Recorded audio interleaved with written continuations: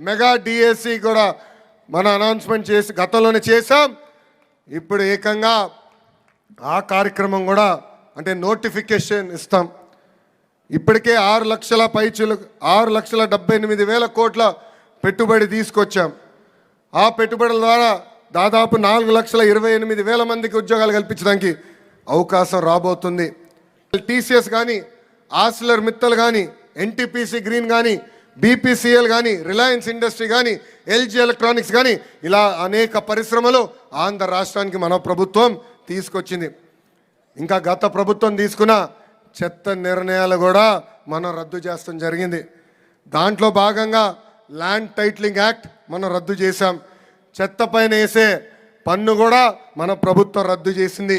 ఇంకా మత్స్యకారులకి ఉపాధి దెబ్బతీసే జియో 217 కూడా మన ప్రభుత్వం రద్దు చేసింది.